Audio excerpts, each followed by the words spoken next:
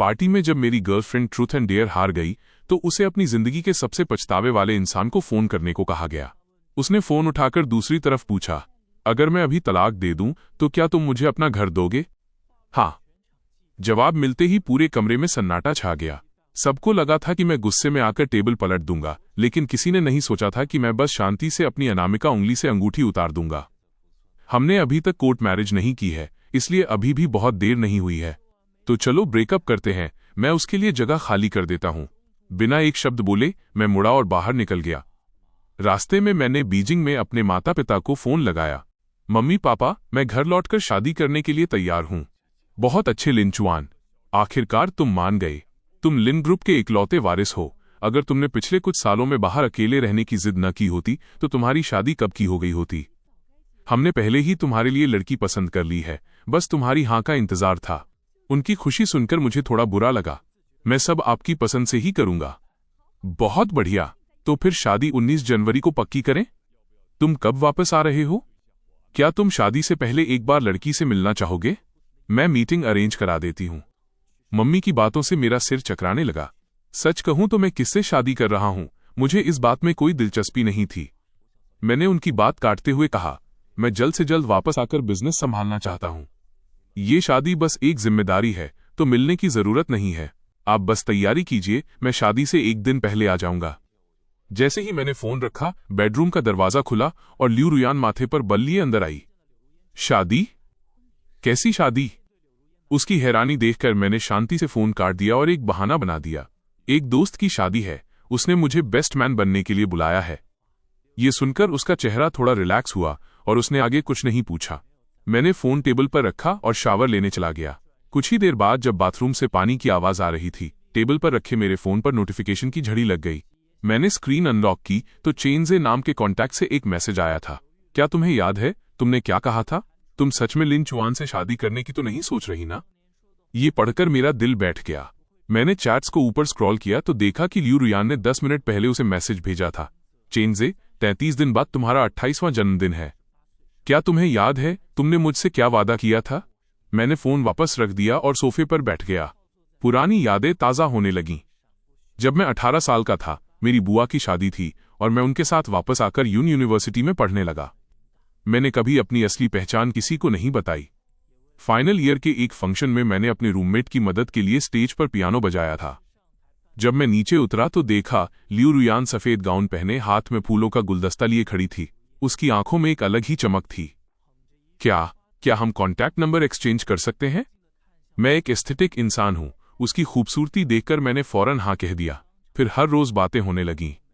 3 महीने बाद उसने खुद प्रपोज किया। वो मेरा पहला प्यार था, इसलिए मना करने की कोई वजह नहीं थी। 21 साल की उम्र से लेकर 28 तक हम 7 साल साथ रहे। घरवाले शादी का दबाव डालते रहे, लेकिन जब भी मैंने ल्यू रुयान से शादी की बात की वो बात टाल देती थी। मुझे लगा उसे अभी शादी नहीं करनी, लेकिन आधा महीना पहले एक पार्टी में मुझे सच पता चला। ल्यू रुयान के दिल में हमेशा से उसका बचपन का दोस्त चेनजे था। चेनजे ने उसे कभी उस नज़र से नहीं देखा और उसने मुझसे रिश्ता सिर्फ इसलिए जोड़ा क्योंकि जिस रात हम मिले थे चेनजे किसी और लड़की के साथ था और स्टेज पर पियानो बजाते हुए मैं उसे थोड़ा बहुत चेनजे जैसा लगा था। सिर्फ चेनजे को जलाने और अपना दुख कम करने के लिए उसने मुझे चुना था। इन सालों में चेनजे ने कई लड़कियां बदली और हर बार उसके ब्रेकअप पर ल्यू रुयान उसके पास जाने की सोचती। पर इससे पहले कि वो कुछ कह पाती, चेनजे किसी नई लड़की के साथ होता। 7 साल बीत गए पर उसने इंतजार नहीं छोड़ा। वो चेनजे के उस मजाक वाले वादे को सच मानकर बैठी थी। रुयान, अगर 28 साल की उम्र तक हम दोनों की शादी नहीं हुई तो हम साथ रहकर देख लेंगे। अब वो साल आ गया था। मैंने उसकी चैट देखी और मुस्कुरा दिया। 33 दिन बाद चेनजे का जन्मदिन है और वही दिन मैंने अपना रिश्ता खत्म कर घर लौटने के लिए चुना है। देर रात कमरे में सन्नाटा था। ल्यू रुयान ने चुपके से अपना फोन टेबल पर रखा और सो गई। मैंने फोन उठाया और चैट्स देखी। उसने चेनजे को एक आखिरी मैसेज भेजा था, निसंदेह तुम ही। कितनी सादगी से उसने अपने दिल की बात लिख दी थी। मुझे अंदाजा था कि ये 4 शब्द लिखते वक्त उसके चेहरे पर कैसी कशमकश रही होगी। चेनजे के लिए उसका प्यार और डर साफ दिख रहा था। सुबह होते ही जब वो तैयार हो रही थी, मैंने कहा, आज ऑफिस से जल्दी आ जाना। उसने हैरान होकर पूछा, क्यों, कुछ खास है क्या? मैंने धीमी आवाज में कहा, आज तुम्हारा जन्मदिन है, भूल गई? वो थोड़ी देर के लिए ठिठक गई, फिर सिर हिलाया। पिछले कुछ हफ्तों से उसके दिमाग में सिर्फ चेंजे और वो 28 साल वाला वादा चल रहा था। वो अपना जन्मदिन तक भूल गई थी। मुझे खुद पर हंसी आ रही थी कि मैं पिछले 2 महीने से उसके लिए सरप्राइज प्लान कर रहा था। ज्यादा तामझाम की जरूरत नहीं है, सिंपल रखते हैं, उसने कहा। इन सालों में मैंने उसे खुश करने के लिए क्या कुछ नहीं किया, पर उसे कभी फर्क नहीं पड़ा। मैंने व्यंग्य से कहा, सब तैयारियां हो चुकी हैं, मेहमानों को बुला लिया गया है, अब कैंसिल नहीं हो सकता। ऑफिस पहुंचते ही मैंने अपना इस्तीफा सौंप दिया। सहकर्मी हैरान थे। चुआन, तुम अचानक क्यों जा रहे हो? क्या घर जाकर करोड़ों की प्रॉपर्टी संभालनी है? मैंने बस मुस्कुराकर कहा, नहीं, मैं घर जाकर शादी कर रहा हूं। ऑफिस के बाद मैं सीधे होटल पहुंचा। जैसे ही मैं हॉल के गेट पर पहुंचा, अंदर से कुछ आवाजें आईं। इतनी ठंड में रुयान किसे लेने गई है? अरे और कौन? चेंजे। वो आज वापस आ रहा है। और रुयान तो जैसे पलके बिछाए बैठी है। आज उसका जन्मदिन है और अगले महीने चेंजे भी 28 का हो जाएगा। लगता है वो अपना वादा निभाने आया है। सुना है वो आजकल सिंगल भी है। लेकिन अगर वे सच में एक साथ हो गए तो लिन चुआन का क्या होगा? हमने उससे 7 साल तक ये सच छुपाया है। उसे तो ये भी नहीं पता कि चेंजे कौन है, और वो आज भी रुयान से पागलों की तरह प्यार करता है। तो हम क्या कर सकते हैं? रुयान खुद ही चेंजे के प्यार में अंधी हो चुकी है। अगर चेंजे ने अपना वादा निभाने के लिए हाँ कह दिया तो लिन चुआन का कटना 100% तय है। बस उसकी किस्मत खराब है। अच्छा ही है कि उसका कोई बैकग्राउंड नहीं है, तो ब्रेकअप के बाद उसे रफा दफा करना आसान होगा। माना कि इन सालों में उसने हमारे और रुयान के लिए बहुत कुछ किया है, पर हम रुयान की सहेलियां हैं तो साथ तो उसी का देंगी। जब ब्रेकअप होगा तो हम रुयान को विलन नहीं बनने देंगे। उसकी तरफ से हम खुद जाकर उसे कुछ गाड़ियां या घर दे देंगे। आखिर 7 साल का सेटलमेंट भी तो करना होगा। मैं बाहर खड़ा सब सुन रहा था। मुझे आधा घंटा पहले जैसा दर्द नहीं हो रहा था, बल्कि अब हंसी आ रही थी। लियू रुयान मुझसे ब्रेकअप करना चाहती है और अपनी सहेलियों को मुझे हैंडल करने के लिए भेज रही है। मैं पिछले 7 साल से आखिर किस तरह के रिश्ते में था? खैर, अफसोस बस इस बात का है कि इस बार छोड़ने की पहल मेरी तरफ से होगी। तभी कुछ वेटर्स ड्रिंक्स लेकर आए। मैं पीछे हट गया और जैसे ही दरवाजा खुला, अंदर की बातें अचानक बंद हो गईं, जैसे कुछ हुआ ही न हो। मैं मुस्कुराते हुए अंदर गया और सबसे हालचाल पूछने लगा। तभी लियू रुयान एक अजनबी लड़के के साथ अंदर आई। उसकी कदकाठी मुझसे काफी मिलती जुलती थी। मैं बिना किसी एक्सप्रेशन के उसे देखता रहा। रुयान उसे पूरे ग्रुप से मिलवाते हुए आखिर में मेरे पास आई। उसने हिचकिचाते हुए कहा, लिन चुआन, ये मेरा बचपन का दोस्त है, चेंजे। फिर थोड़ी देर रुककर बोली, और चेंजे, ये मेरा एक नॉर्मल दोस्त है, लिन चुआन। रुयान को लगा था कि मैं भड़क जाऊंगा, लेकिन मेरा रिएक्शन उसकी उम्मीद से बिल्कुल अलग था। मैंने बस एक गहरी नजर उस पर डाली और 2 कदम पीछे हटकर उनसे दूरी बना ली। मेरे चेहरे पर एक हल्की मुस्कान थी। हेलो मिस्टर चेन, मैं रुयान का बस एक मामूली दोस्त हूं। इंट्रोडक्शन के बाद पार्टी फिर से शुरू हो गई। चेंजे काफी मिलनसार था। वो सबके साथ घुल मिल गया। खेल खेल में जब उसके हाथ बिजी थे तो उसने इशारा किया और रुयान ने बिना सोचे अपने कांटे से उसे तरबूज खिलाया। चेंजे ने भी बड़े आराम से खा लिया और रुयान के ग्लास से ही रेड वाइन पी ली। मैं कुछ मीटर दूर बैठा देख रहा था कि रुयान उसी ग्लास को हाथ से नहीं छोड़ रही थी और जानबूझकर वहीं से पी रही थी जहां चेंजे के होंठ लगे थे। वो काफी नशे में लग रही थी। फिर भी केक कटिंग का टाइम आया। सबने बर्थडे सॉन्ग गाया और मोमबत्तियां जलाईं। मैंने खुद जाकर केक टेबल आगे बढ़ाई। 28 नंबर की मोमबत्ती देखकर रुयान ने अपना सिर झटककर नशा उतारने की कोशिश की। उसकी नजरें पूरे कमरे में घूमी और फिर चेंजे पर टिक गईं। इस साल मैं कोई विश नहीं मांगूंगी, बल्कि एक सवाल पूछूंगी, उसने चेंजे की आंखों में झांकते हुए कहा। अजय, तुम भी 28 के होने वाले हो, क्या तुम्हारी कोई गर्लफ्रेंड है? कमरे में सन्नाटा छा गया। चेंजे थोड़ा हैरान हुआ और बोला, अभी तो कोई नहीं है। अगले ही पल वहां शोर मच गया। उसकी सहेलियां खुशी से चिल्लाने लगीं और नशे में धुत रुयान को घेरकर नाचने लगीं। मैं चुपचाप बैठा एक अनजान दोस्त का रोल प्ले करता रहा। रात के 12 बजते ही पार्टी खत्म हुई। जब सब चले गए तो मैंने रुयान को सहारा देकर कार में बिठाया। वो नशे में मेरे कंधे पर सिर रखकर अपनी दबी हुई बातें बोलने लगी। वह रोते हुए कह रही थी, प्लीज मत जाओ, मेरे पास रुक जाओ। बाकी सब ठीक है, पर मैं क्यों नहीं? मैंने तुम्हारा सालों इंतजार किया है। ड्राइवर को लगा कि वो मुझसे कह रही है। उसने हंसकर कहा, भाई, आपकी गर्लफ्रेंड आपसे बहुत प्यार करती है। मैंने बस हल्की मुस्कान के साथ जवाब दिया, वो चेंजे से प्यार करती है और मैं चेंजे नहीं हूं। अगली सुबह जब रुयान का नशा उतरा तो उसे बीती रात की धुंधली यादें सताने लगीं। उसने सफाई देते हुए कहा, लिन चुआन, कल क्लब पहुंचते ही मुझे बहुत पिला दी गई थी। मैंने जो भी बकवास की उसे सीरियसली मत लेना। मुझे उम्मीद नहीं थी कि उसे सब याद होगा और न ही इतने घटिया बहाने की उम्मीद थी। पर मैंने शांति से उसका साथ दिया और कहा, कोई बात नहीं, मैं समझता हूं। मेरी खामोशी और कल की नॉर्मल दोस्त वाली बात याद करके उसे घबराहट होने लगी। उसने बात बदलने के लिए कहा, कल मैं सबके साथ बिजी थी और तुम्हें टाइम नहीं दे पाई। क्या तुम नाराज हो? चलो आज शाम को डेट पर चलते हैं। मैंने सीधा जवाब दिया, शाम को मैं बिजी हूं, नहीं आ पाऊंगा। मेरे इनकार ने उसे और भी जिद्दी बना दिया। आखिर में मुझे हाँ कहना पड़ा। शाम को मैं तैयार होकर निकल ही रहा था कि मेरे पुराने कलीग किन हाउ का मैसेज आया। लिन चुआन, क्या तुमने अपनी गर्लफ्रेंड को ऑफिस छोड़ने के बारे में नहीं बताया? वो यहां आई थी और काफी गुस्से में लग रही है। मैसेज पढ़ते ही रुयान का फोन आ गया। उसकी आवाज फोन में गूंज रही थी, तुम्हारे कलीग कह रहे हैं कि तुमने जॉब छोड़ दी है और तुम शादी करने वाले हो। इससे पहले कि मैं कुछ कहता, वो चिल्लाने लगी, मैंने तुम्हें पहले ही कहा था कि मेरा अभी शादी का कोई इरादा नहीं है। मुझे समझ आया कि वो सोच रही है कि मैं जॉब छोड़कर उस पर शादी का दबाव बना रहा हूं। मैंने शांति से कहा, कलीग्स की बातों को सीरियसली मत लिया करो। मैंने बस थककर ब्रेक लेने के लिए जॉब छोड़ी है। मेरी बात सुनकर वो थोड़ी शांत हुई। उसने पूछा, तुम कहाँ हो?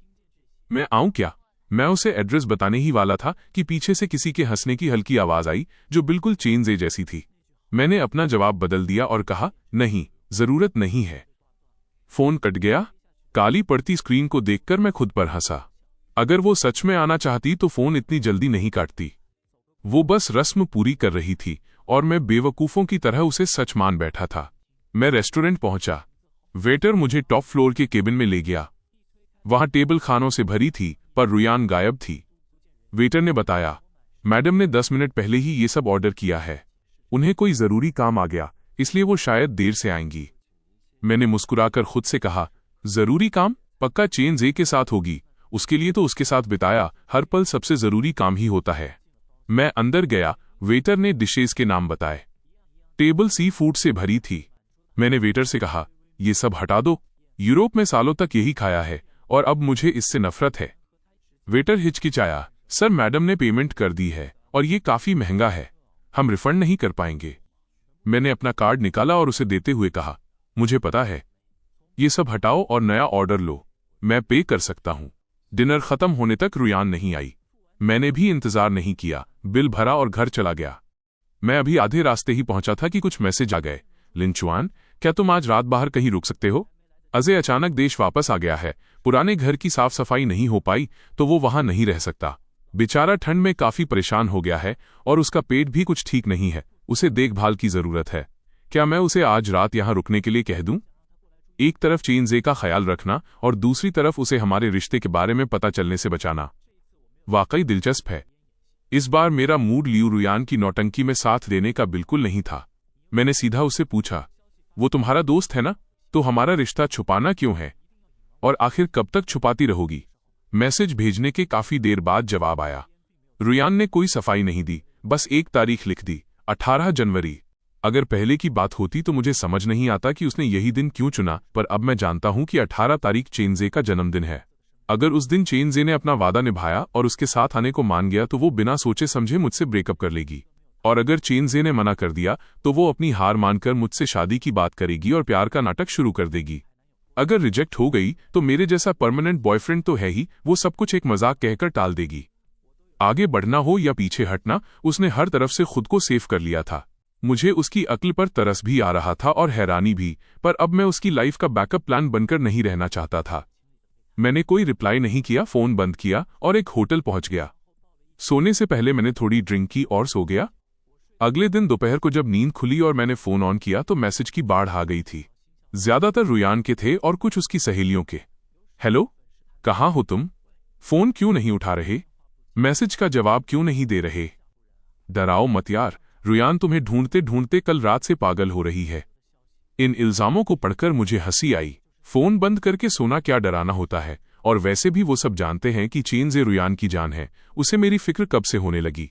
मैं सोच ही रहा था कि रुयान का फोन आ गया। उसका लहजा काफी खराब था। लिन चुआन, अजय बस एक रात के लिए यहां रुकने आया है, क्या इसके लिए इतना गुस्सा होना जरूरी है?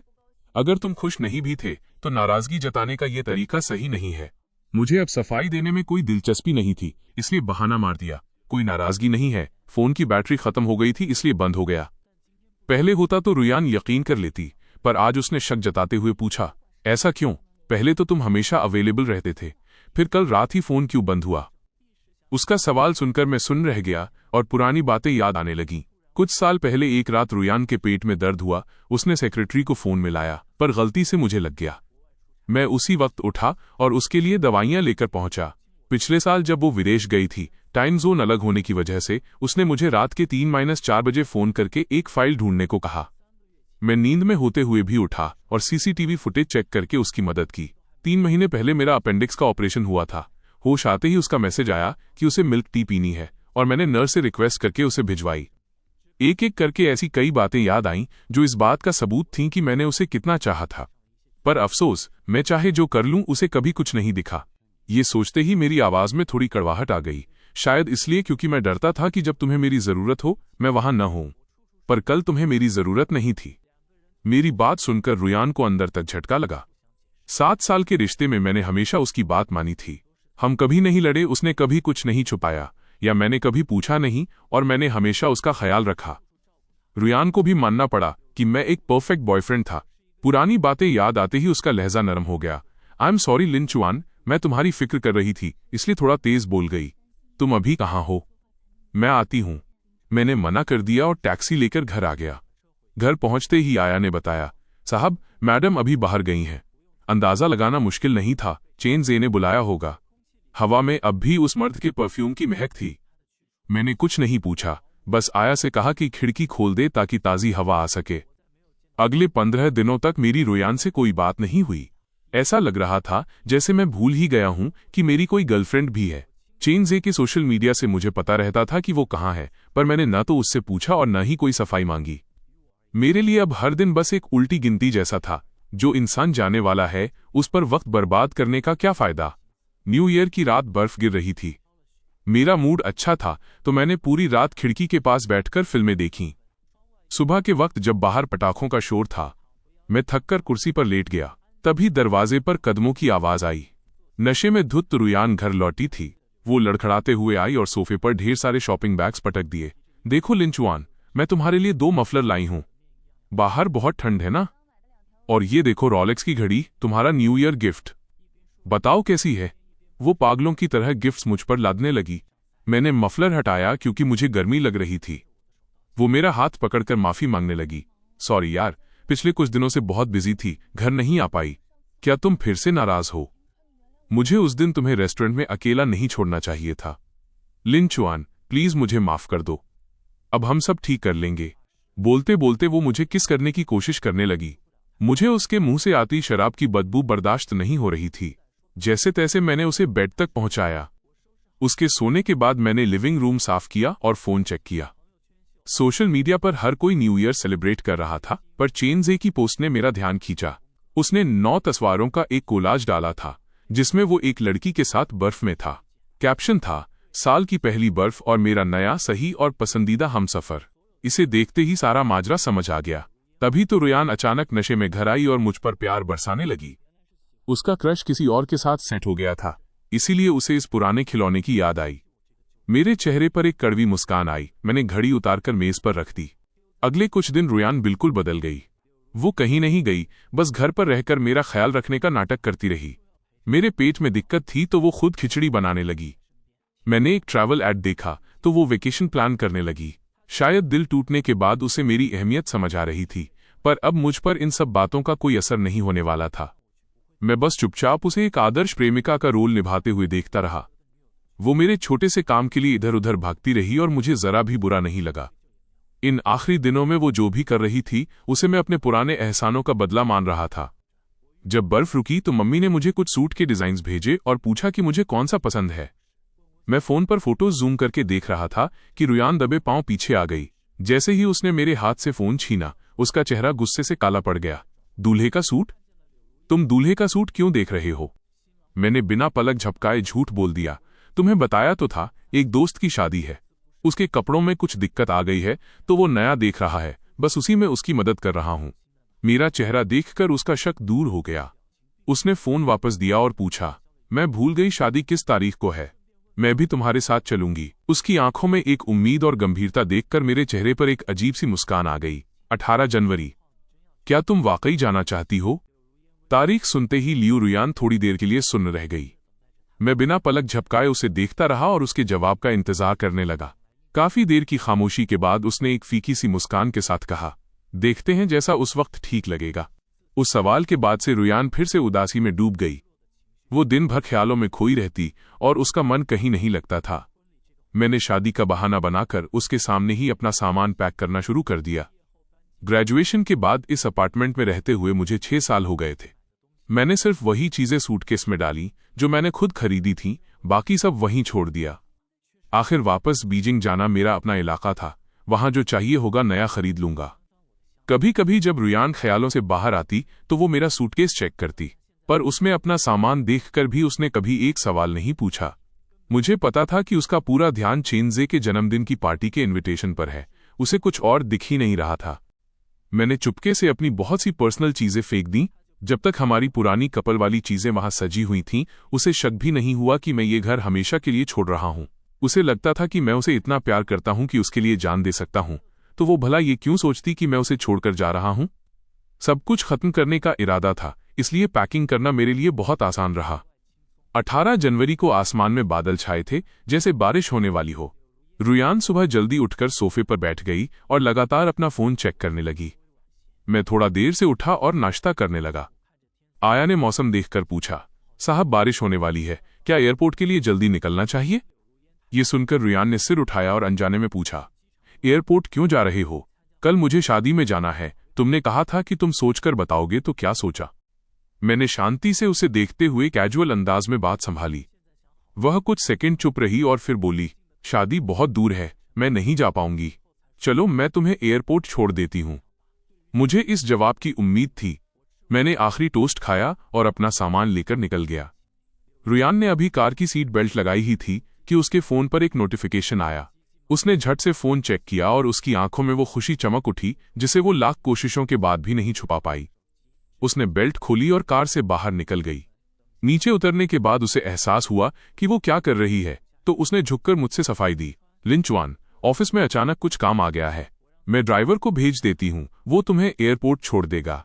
इतने सालों साथ रहने के बाद मैं उसकी आंखों की चमक से समझ गया था कि वो झूठ बोल रही है, पर मैंने उसे टोका नहीं और बस सिर हिला दिया। ड्राइवर के इंतजार के दौरान मैंने सोशल मीडिया देखा, चेनजे ने पार्टी की फोटो डाली थी और उसके साथ वो लड़की अब नहीं दिख रही थी। लगता है उनका फिर से ब्रेकअप हो गया था। इसका मतलब था कि चेनजे का वो पुराना वादा कि अगर 28 साल की उम्र तक उसकी शादी नहीं हुई तो वो रुयान के साथ रहेगा, उसके पूरा होने की उम्मीद फिर से जाग गई थी। तभी रुयान इतनी खुश थी। जब ड्राइवर आया तो रुयान भी सफेद रंग की शाम की ड्रेस पहनकर अपनी स्पोर्ट्स कार में सवार हो गई। उसने खिड़की से हाथ हिलाकर पूछा, तुम वापस कब आओगे? मैं बस मुस्कुराया और कोई जवाब नहीं दिया। उसे भी कोई फर्क नहीं पड़ा और वो तेजी से निकल गई। मैं ड्राइवर के बगल वाली सीट पर बैठा उस कार को ओझल होते देखता रहा, फिर धीरे से कहा, चलिए। बाहर हल्की बारिश शुरू हो गई थी जिसने खिड़की के कांच को धुंधला कर दिया था। अब कुछ साफ नहीं दिख रहा था। मैंने आंखें बंद की और मन ही मन कहा, अलविदा, अब दोबारा कभी नहीं मिलना। प्लेन में बैठने से पहले पापा का फोन आया, लिंचुआन, तुम कितने बजे पहुंच रहे हो? मैंने ड्राइवर को भेज दिया है। मैंने मना नहीं किया। रात को नींद पूरी नहीं हुई थी, इसलिए पूरे 2 घंटे के सफर में मैं सोता रहा। बीजिंग लैंड करने के बाद मैंने कैप और चश्मा लगाया। जैसे ही एग्जिट गेट से बाहर निकला, किसी ने मुझे आवाज दी, लिंचुआन। मैंने नींद भरी आंखों से सिर हिलाया। मुझे लगा कि अंकल ने किसी ड्राइवर को भेजा होगा। मैंने सामने खड़ी एक खूबसूरत लड़की को देखा और मुझे लगा कि शायद यही ड्राइवर है। मैं गाड़ी में बैठते ही फिर से सो गया। जब नींद खुली तो सामने एक अनजान विला था। मैंने शक के साथ पूछा, ये कहाँ ले आई? ये मेरा घर तो नहीं है। मेरी हालत देखकर शेन यूचू मुस्कुराई, आज ये आपका घर नहीं है, पर कल से होगा। असल में ये हमारा वेडिंग विला है। ये सुनकर मैं हक्का बक्का रह गया। मेरी नींद पूरी तरह उड़ गई। मैंने चश्मा और कैप हटाकर उसे देखा तो उसकी मुस्कुराती आंखों से मेरी नजरें मिली। मेरी हैरानी देखकर वो सब समझ गई और हाथ बढ़ाते हुए कहा, मिस्टर लिन, मेरा नाम शेन यूचू है। मैंने शर्मिंदगी के साथ हाथ मिलाया और कहा, सॉरी, मैं नींद में था तो पहचान नहीं पाया। मैं लिंचुआन हूं। वो हल्के अंदाज में बोली, कोई बात नहीं, हमारे पास एक दूसरे को जानने के लिए आगे बहुत वक्त है। वहीं दूसरी तरफ रुयान पार्टी के बाहर अपनी ड्रेस की सिलवटें ठीक कर रही थी।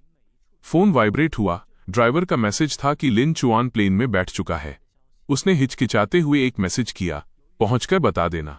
अपना मन पक्का करके उसने दरवाजा खोला। उसकी नजरें सीधा उस शख्स पर जाकर रुकी जिसके लिए वो तड़प रही थी, चेनजे। उसे देखते ही उसकी धड़कनें तेज हो गईं। वहां कुछ लड़के मजाक कर रहे थे। अजय, आज तो उसे मिलवा ही दे, कब तक छुपा कर रखेगा। विश मांगते वक्त सबको सरप्राइज दे देना। रुयान को अपने पिछले बर्थडे की बात याद आई और उसे लगा कि शायद 16 साल की उम्र में किया गया वो मजाक आज सच होने वाला है। वो पूरी पार्टी में यही सोचती रही और घबराहट में काफी ड्रिंक कर ली। जब केक आया तो उसके हाथ कांपने लगे। उसकी सहेलियों ने उसे घेर लिया और कानाफूसी करने लगीं। रुयान, तुम्हारा सपना सच होने वाला है, कैसा लग रहा है? रुयान बस मुस्कुराती रही। तभी एक सहेली ने उसके कंधे पर हाथ रखा और पूछा, पर अगर बात बन गई तो लिन चुआन का क्या होगा? चेनजे की पार्टी में लिन चुआन का नाम सुनते ही रुयान की मुस्कान गायब हो गई और उसे थोड़ा बुरा महसूस हुआ। उसकी सहेलियों ने उसे तुरंत चढ़ाना शुरू कर दिया। अरे छोड़ उसे, अभी ब्रेकअप कर ले। वो एक मामूली लड़का है, उसे संभालना आसान है। अगर वो तमाशा करे तो हम देख लेंगे, तू बस फिक्र मत कर।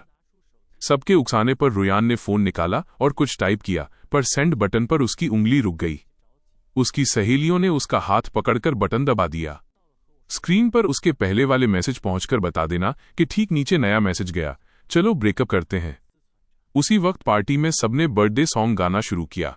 रुयान की उम्मीदों के बीच चेनजे ने हाथ जोड़कर विश मांगी। उम्मीद है मेरा 28वां साल शानदार होगा और मैं अगले साल की विश जियाजिया के साथ मांग पाऊंगा। रुयान के चेहरे का रंग उड़ गया और बाकी लोग भी हैरान रह गए। ये जियाजिया कौन है? मिलवाओ तो सही। तभी दरवाजा खुला और एक बेहद खूबसूरत लड़की अंदर आई। हेलो सबको, मैं चेनजे की गर्लफ्रेंड हूं, शिया जियाजिया। पूरा कमरा शोर से भर गया और चेनजे मुस्कुराते हुए अपनी नई गर्लफ्रेंड का हाथ पकड़कर सबको अपनी लव स्टोरी सुनाने लगा। लियू रुयान एक कोने में बैठी अपनी सहेलियों के साथ एक के बाद एक ड्रिंक पी रही थी। पीते पीते वे सब नशे में चूर हो गईं। तभी तांग यान लड़खड़ाते हुए उठी और चेनजे के सामने जा खड़ी हुई। सबकी हैरान नजरों के बीच वो अपनी सहेली के हक के लिए चिल्लाने लगी, चेनजे, क्या तुम भूल गए कि तुमने सालों पहले रुयान से क्या वादा किया था? यह सुनकर शिया जियाजिया के चेहरे पर भी जिज्ञासा आ गई। वादा? कैसा वादा? चेनजे का चेहरा उसी पल उतर गया, पर नशे में धुत तांग यान को किसी की परवाह नहीं थी। दूसरी सहेलियां भी मैदान में कूद पड़ीं।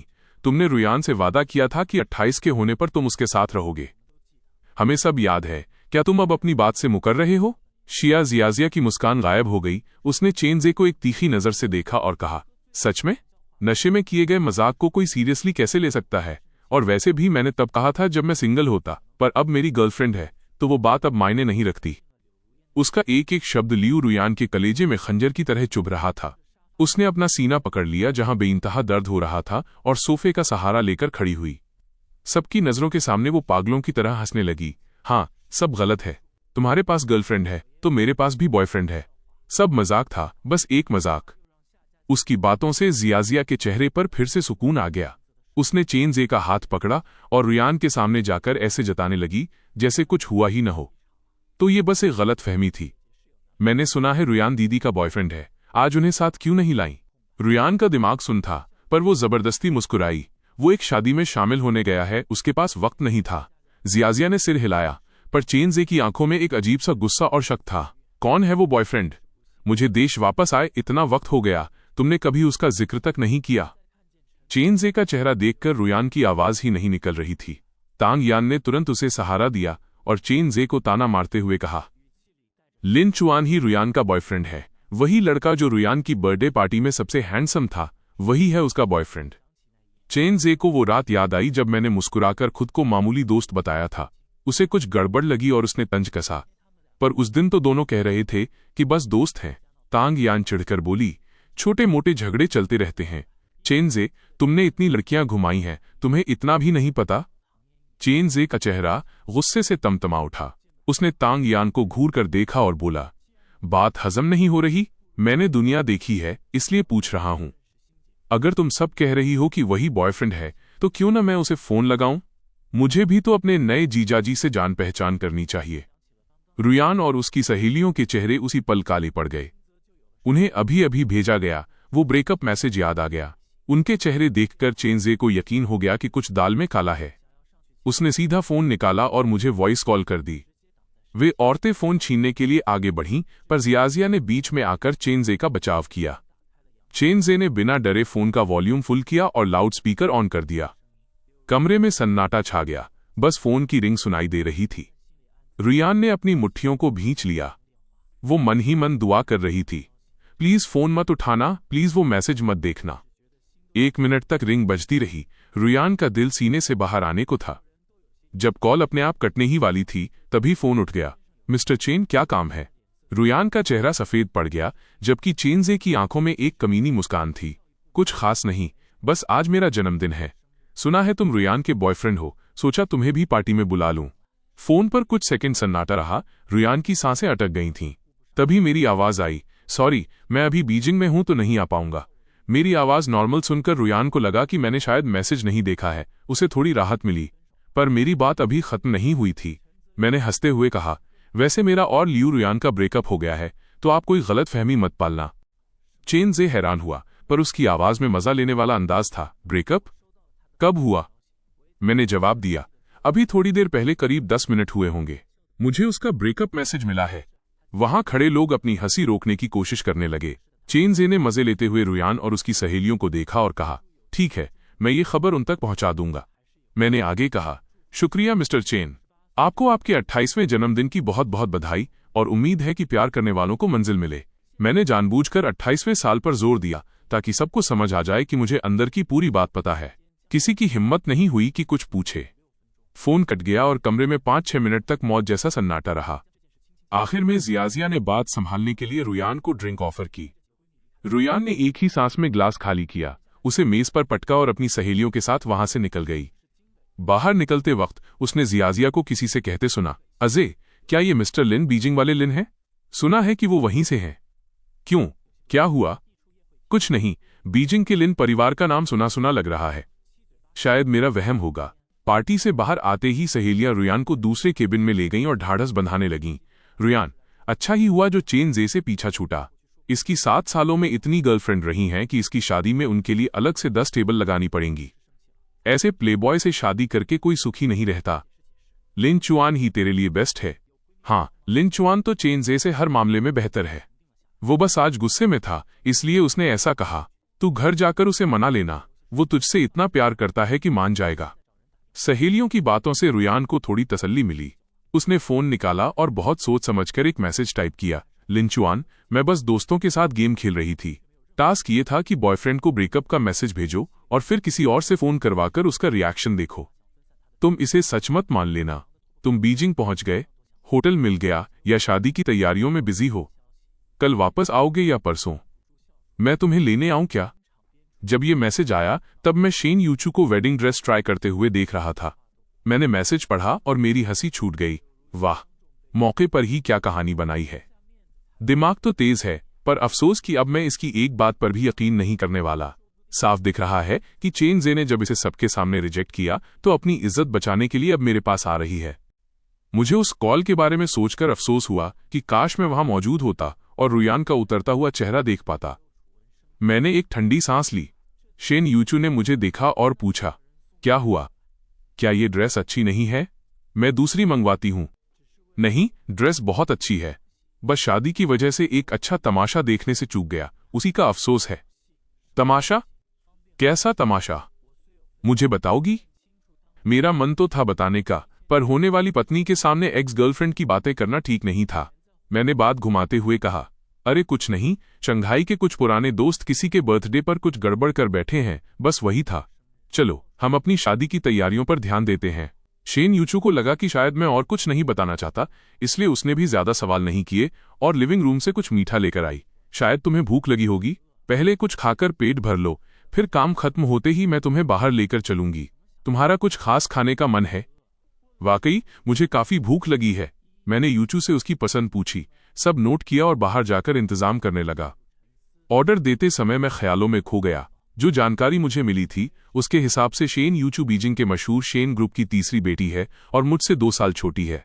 उसकी एक बड़ी बहन उससे 2 साल बड़ी है और सबसे बड़ी बहन उससे 5 साल बड़ी है, जो फिलहाल शेन ग्रुप की वाइस प्रेसिडेंट है।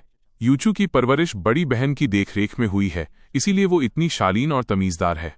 पिछले कुछ सालों से लिन और शेन परिवार के रिश्ते काफी गहरे हुए हैं और घर वालों ने हर तरफ से जांच परख करने के बाद ही इस रिश्ते का प्रस्ताव रखा था। मेरी माँ का कहना था कि यूचू ने मेरी फोटो देखते ही शादी के लिए हाँ कर दी थी, जैसे उसे मैं पहली नजर में पसंद आ गया था। हालांकि मुझे माँ की इस पहली नज़र के प्यार वाली बात पर यकीन नहीं था, क्योंकि मैं तो बस अपना पिछला रिश्ता खत्म करके घरवालों की खुशी के लिए वापस आया था। मेरे दिमाग में इस शादी को लेकर कोई खास जज्बात नहीं थे। मैंने तो बस यही सोचा था कि निभ गई तो ठीक, वरना तलाक ले लेंगे। पर एक दोपहर साथ बिताने के बाद, भले ही हम अभी पूरी तरह घुले मिले नहीं थे, फिर भी मुझे एहसास हो गया कि मेरी मंगेतर वाकई लाजवाब है। खूबसूरती में तो वो बेमिसाल थी ही, पर उसका स्वभाव भी बहुत कोमल और समझदार था। वो हर काम सलीके से करती थी और उसे दुनियादारी की अच्छी समझ थी। कुल मिलाकर इस अचानक मिली मंगेतर से मैं काफी खुश था। मेरे लिए ये किसी सरप्राइज से कम नहीं था। लगता है मेरे मम्मी पापा की पसंद वाकई दाद देने लायक है। रात भर शराब पीने के बाद लियू रुयान की जैसे ही नींद खुली, उसने सबसे पहले अपना फोन चेक किया कि मेरा कोई रिप्लाई आया या नहीं। 10 घंटे बीत चुके थे, पर चैटबॉक्स अब भी खाली था। रुयान ने अपनी आंखें मली और गुस्से में फोन दीवार पर दे मारा, जिससे सबकी नींद खुल गई। उसे इतना भड़का हुआ देखकर सहेलियों का नशा उतर गया। उन्हें लगा कि शायद लिन चुआन अब भाव खाने लगा है। फिक्र मत कर रुयान, हम तेरे साथ चलते हैं और उसे मनाकर वापस ले आएंगे। सहेलियों के दिलासे से रुयान का मूड थोड़ा ठीक हुआ। बार से निकलते ही वे सब सीधे एयरपोर्ट की तरफ भागी। रास्ते में रुयान खिड़की से बाहर देखते हुए पछता रही थी कि काश उसने कल ही मेरे साथ बीजिंग आने की बात मान ली होती। उसे अपनी हार का एहसास हो रहा था, पर वो खुद को समझा रही थी, अच्छा ही हुआ जो कल नहीं गई। चेनजे की बातें सुनने के बाद अब उसे उस पर से पूरा भरोसा उठ गया था। इन सालों में वो कई बार हार मानकर चेनजे का इंतजार छोड़ना चाहती थी, पर 28 साल वाले उस वादे ने उसे रोक रखा था। मेरे साथ रहते हुए भी वो हमेशा कशमकश में रहती थी कि उसे क्या करना चाहिए, पर अब उसे अपना फैसला लेना था। उसने हिचकिचाते हुए सहेलियों से पूछा, अगर आज वो नहीं माना तो मैं शादी की बात छेड़ूंगी, तुम्हें क्या लगता है? शादी का नाम सुनते ही सहेलियां हैरान रह गईं। लिन चुआन से शादी? रुयान, उसके परिवार की हैसियत देखकर तुम्हारे मम्मी पापा कभी राजी नहीं होंगे। वो लड़का अच्छा है, दिखने में भी बढ़िया है, पर सिर्फ डेटिंग के लिए ठीक है। शादी के मामले में वो तेरे बराबर का नहीं है। सहेलियां उसे हकीकत बता रही थीं, पर रुयान कुछ सुनने को तैयार नहीं थी। वो सीट से टिककर बैठ गई और हमारे बिताए हुए पल याद करने लगी। 25 साल के बाद से मैं अक्सर शादी की बातें छेड़ता था, पर वो जानबूझकर अनजान बनी रहती थी। अब जब दोनों की उम्र हो रही थी और वो जानती थी कि मैं उसे कितना चाहता हूं, तो वो मुझे खोना नहीं चाहती थी। उसने मन ही मन बीजिंग जाकर मुझे प्रपोज करने का फैसला कर लिया। उसने अपने असिस्टेंट को मैसेज किया कि वो इंटरनेट पर मशहूर हुई उन महंगी रिंग्स को उसके लिए खरीद ले। प्लेन में बैठने से पहले असिस्टेंट का जवाब आया, मैडम, वो अंगूठियां किसी ने 90 करोड़ की भारी भरकम कीमत पर खरीद ली हैं। रुयान चौंक गई। सिर्फ 2 अंगूठियों के लिए इतनी बड़ी कीमत? उसने खरीदार का नाम पूछा तो जवाब मिला, बीजिंग का शेन परिवार। शेन परिवार का नाम सुनते ही रुयान दंग रह गई। उसकी शेन परिवार की दूसरी बेटी से थोड़ी जान पहचान थी, तो उसने फोन मिलाया। दूसरी तरफ से जवाब मिला, अरे वो अंगूठियां? हाँ, मैंने ही खरीदी हैं। मेरी छोटी बहन की आज शादी है, तो मैंने उन्हें तोहफे में देने के लिए ली हैं। रुयान को लगा कि उसने पूछने में देर कर दी। उसने तहजीब से बधाई दी, मुझसे ही चूक हो गई। शेन परिवार की दूसरी बेटी ने आगे कहा, मेरी बहन की शादी लिन परिवार के लड़के से हो रही है। दोनों खानदान बराबर के हैं और जोड़ी भी खूब जम रही है। लिन नाम सुनते ही रुयान को मेरा ख्याल आया, पर उसने तुरंत दिमाग से निकाल दिया। उसने सोचा कि लिन चुआन तो एक छोटे से शहर का लड़का है, उसका बीजिंग के इतने बड़े लिन खानदान से क्या लेना देना। बीजिंग एयरपोर्ट पर उतरते ही रुयान ने मुझे फोन किया। आसपास के शोर के बीच मेरा लहजा काफी सख्त था। मेरी एक्स गर्लफ्रेंड ने फोन किया है, क्या कोई खास काम है?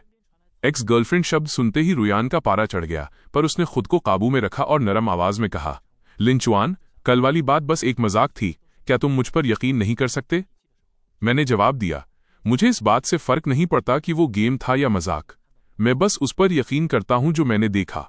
तुम्हें सफाई देने की जरूरत नहीं है, मैं अभी बहुत बिजी हूं। इतना कहकर मैंने फोन काट दिया।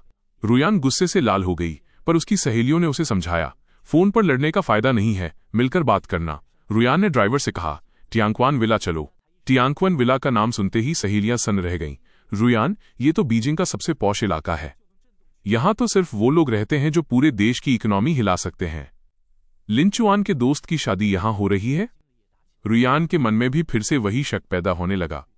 क्या लिन चुआन वाकई उस लिन खानदान का कोई दूर का रिश्तेदार है? सुबह के 10:30 बज रहे थे और शादी शुरू होने वाली थी। मैं छत की बालकनी पर खड़ा था। ये पूरी शादी यूचू ने खुद प्लान की थी और बहुत शानदार सजावट थी। मुझे एहसास हुआ कि मेरी माँ ने बढ़ा चढ़ाकर नहीं, बल्कि कम ही बताया था। लिन और शेन परिवार की शादी में पूरे शहर के बड़े लोग आए थे। करीब 700-800 टेबल लगी थीं। बाहर ठंड थी, पर मेहमानों की सुविधा के लिए चारों तरफ बड़ी ई लगाए गए थे और यूरोप से मंगाए गए फूलों से पूरा मंडप सजा था। मेहमानों को रिटर्न गिफ्ट में शुद्ध सोने के ताले दिए जा रहे थे। इतना खर्च देखकर मुझे भी थोड़ा अजीब लग रहा था। मैं अपने बाल ठीक कर ही रहा था कि यूचू पास आई। बाहर ठंड है, चलिए अंदर चलते हैं। मैंने मुस्कुराकर सिर हिलाया और उसके साथ अंदर चला गया। शेन यूचू ने मुझे एक कप गर्म कॉफी देते हुए पूछा, अभी किसी का फोन आया था कि वो बीजिंग पहुंच गए हैं और शादी का वेन्यू पूछ रहे थे। क्या वो तुम्हारे दोस्त हैं? अगर कहो तो मैं गेट पर किसी को भेज दूं। कैसे दोस्त? मैंने तुरंत फोन चेक किया। तांग यान का नाम देखते ही मेरे चेहरे के हाव भाव बदल गए। तांग यान का फोन? क्या वो बीजिंग पहुंच गई है? मेरे होठों पर एक गहरी मुस्कान आ गई। किसी को भेजने की जरूरत नहीं है, वो खुद रास्ता ढूंढ लेंगी। वैसे भीड़ बहुत ज्यादा है और आसपास के पहाड़ों पर रिपोर्टर्स भी छिपे होंगे। बेहतर होगा कि सिक्योरिटी बढ़ा दी जाए ताकि कोई तमाशा न हो। शेन यूचू ने बिना सवाल किए बात मान ली। जाने से पहले उसने शादी की अंगूठियां मेरे हाथ में थमा दी। उसके कमरे से बाहर जाते ही मैं अपनी हंसी नहीं रोक पाया। लियू रुयान वाकई मेरी शादी का तमाशा देखने यहां तक चली आई थी। मैंने रिंग बॉक्स खोला। उन अंगूठियों को देखते ही मैं ठिठक गया। ये वही अंगूठियां हैं जो मैंने 2 महीने पहले एक मैगजीन में देखी थीं और रुयान को दिखाई थीं। उस वक्त मैंने सोचा था कि एक दिन घुटनों पर बैठकर उसे प्रपोज करूंगा, पर किसे पता था कि सिर्फ 15 दिनों में उसकी और चेंजे की असलियत सामने आ जाएगी। जिस शादी और अंगूठियों का इंतजार था वो आज मेरे पास थीं। बस दुल्हन बदल गई थी और ये बदलाव मेरे हक में सबसे अच्छा था। अब मुझे उन 7 सालों के लिए कोई मलाल नहीं था, बस इस बात की खुशी थी कि मैं वक्त रहते वहां से निकल आया। सुबह के ठीक 11 बजे शादी शुरू हुई। हजारों मेहमानों की मौजूदगी में शेन साहब अपनी बेटी का हाथ पकड़कर स्टेज तक आए और उसे मेरे हवाले कर दिया। जब अंगूठियां बदलने का वक्त आया और मैं यूचू को रिंग पहनाने ही वाला था, तभी नीचे शोर मच गया। मैंने मुड़कर देखा, वहां लियू रुयान थी।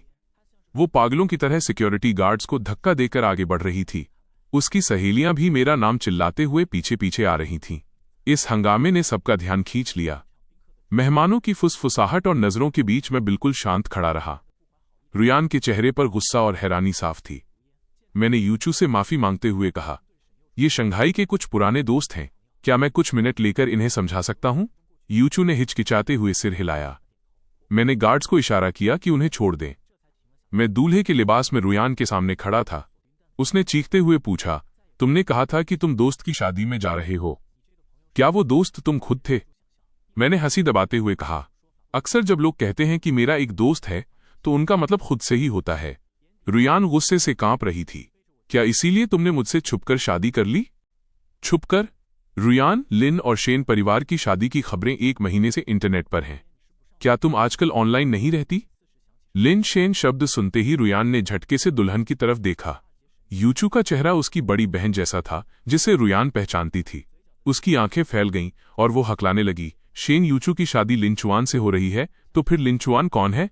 उसके पीछे खड़ी तांग यान भी चीख पड़ी, लिनचुआन, तुम बीजिंग के लिन परिवार से हो। मैंने शांति से अपना परिचय दिया। सही पहचाना, मैं बीजिंग लिन ग्रुप का वारिस हूं। लिन आग्नेय और ये सीइंग का इकलौता बेटा, शेन यूचू का पति। अब भी कोई शक है? वहां सन्नाटा छा गया। शंघाई में ये लड़कियां रईस होंगी, पर राजधानी बीजिंग में लिन और शेन परिवार के सामने उनकी कोई हैसियत नहीं थी। काफी देर बाद रुयान ने लड़खड़ाती आवाज में पूछा, तुमने पहले क्यों नहीं बताया? तुमने भी तो बहुत कुछ छुपाया था रुयान, जैसे वो 28 साल वाला वादा। मेरा जवाब सुनकर उसका चेहरा सफेद पड़ गया। वो सफाई देने की कोशिश करने लगी, लिनचुआन, मैं चेंजे को भूल नहीं पाई थी, पर इन 7 सालों में। उसकी बात बीच में ही काटते हुए शेन यूचू ने गार्ड से कहा, इन्हें बाहर ले जाइए। फिर उसने मेरा हाथ थामकर बड़े प्यार से कहा, लिनचुआन, अभी इन बातों का वक्त नहीं है। शादी के बाद हम इन्हें अलग से खाने पर बुला लेंगे, मेहमान इंतजार कर रहे हैं। मैं यूचू के इस फैसले से हैरान था। पियानो की धुन फिर से गूंज उठी। हमने अंगूठियां बदलीं और फूलों की बारिश के बीच ये रस्म पूरी हुई। सूरज की रोशनी यूचू के खूबसूरत चेहरे पर चमक रही थी। मैंने पीछे मुड़कर नहीं देखा और अपने नए भविष्य की ओर कदम बढ़ा दिए। रात को जब थकान उतरी तो मैंने यूचू से बात करने का सोचा। आज जो कुछ हुआ, क्या तुम उसके बारे में कुछ पूछना चाहती हो? यूचू ने अपनी आंखें पोंछते हुए मुझे देखा। अगर तुम बताना चाहो तो मेरे पास बहुत सवाल हैं। अगर नहीं बताना चाहो तो कुछ नहीं पूछना। मैं दंग रह गया। मुझे एहसास हुआ कि यह लड़की वाकई खास है। तुम्हें डर नहीं लगा कि उन लोगों के साथ मेरा क्या रिश्ता था या आगे क्या होगा? यूचू शांति से बोली, जिज्ञासा और डर दोनों हैं, पर वो अब जरूरी नहीं है। जरूरी ये है कि हमारी शादी हो गई है और अब हम साथ हैं। तुम जो भी शेयर करोगे मुझे खुशी होगी, अगर नहीं करोगे तो भी मैं समझ सकती हूँ। जो बीत गया उस पर अब क्या पछताना। उसकी समझदारी देखकर मुझे लगा कि मुझे अब कुछ नहीं छुपाना चाहिए। स्टेज पर जो थी वो मेरी एक्स गर्लफ्रेंड थी। हम 7 साल साथ थे। मैं उससे शादी करना चाहता था, पर उसे कोई और पसंद था। जब मुझे सच पता चला तो मैं बीजिंग वापस आ गया। मम्मी पापा शादी के लिए दबाव बना रहे थे तो मैंने हाँ कह दी। उसे मेरी असलियत नहीं पता थी, इसलिए वो यहां तमाशा करने आ गई। यूचू ने मुस्कुराकर पूछा, कल ब्रेकअप और आज शादी, ये थोड़ा जल्दबाजी नहीं हो गई? मैंने बेफिक्री से कहा, शायद, पर हमारी शादी तो एक बिजनेस डील है। दुनिया के सामने हम पति पत्नी रहेंगे, इतना काफी है। यूचू के चेहरे पर एक फीकी मुस्कान आई। तो तुम्हें फर्क नहीं पड़ता कि तुम्हारी पत्नी कैसी है? ज्यादा नहीं, मेरा मकसद बस लिन ग्रुप को संभालना है। ये सुनकर यूचू का दिल थोड़ा बैठा, पर उसने सिर हिला दिया।